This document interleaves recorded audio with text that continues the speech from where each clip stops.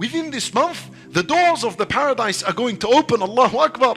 Yani the barrier, every barrier between us and Allah Azza wa Jal will be open. Literally the doors of the paradise would be open. Al-Qadi Iyad rahimahullah, he says that the meaning of this hadith could also mean that the opportunity of good will open, with the opportunity of hasanat and an increase in hasanat would open. فيه تفتح أبواب الجنان, as though Allah Azza wa Jal wants to accept from you and He wants to admit you into the paradise. If He doesn't want to admit you into the paradise, why would the door of the paradise open? You need to read the messages of Allah correctly. And then He would say to them, وَتُغْلَقُ فِيهِ أَبْوَابُ الْجَحِيمِ, and the doors of the hellfire would close. The idea is it's closed. I don't want to punish my servants. I will close it. Make the majority, make the most of the time in Ramadan. Seek Allah subhanahu wa ta'ala's protection from the fire. Do the deeds that will save you from the fire. In Ramadan there are 60 opportunities. Every day 2 opportunities to be freed from the fire. فيه تغلق أبواب الجحيم وتغل فيه الشياطين, and even the devils are chained.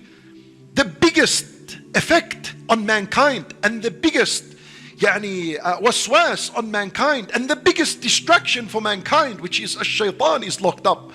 And he's literally locked up. And the devils are too.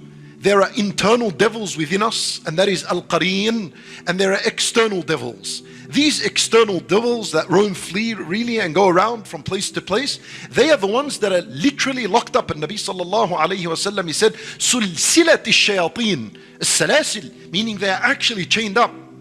As for the external devils are locked up. What about the internal devil? What happens to him? Al-Qareen. Al-Qareen, my brothers and sisters in Islam, and Nabi sallallahu alayhi wa sallam, he says, إِنَّ الشَّيْطَانَ لَيَجْرِي مِنْ إِبْنِ آدَمَ مَجْرَى الدَّمِ, that the shaitan, he flows in one's body like how blood flows in the body. And Al-Qareen, what happens to him during Ramadan is that his effect will dramatically be reduced, and his evil whispering would be reduced. He's still there, but you know, how does this make sense? Because when you're fasting, a fasting person only has a strong desire for food and drink. When you're fasting and you're extremely hungry and thirsty, what do you think about? You think about food. And thinking about food is permissible because you're thinking about something permissible. Now imagine someone that has eaten and is fully satisfied. What does he think about? His desire begins to think about al-haram, thinking about evil temptations and desires and so on.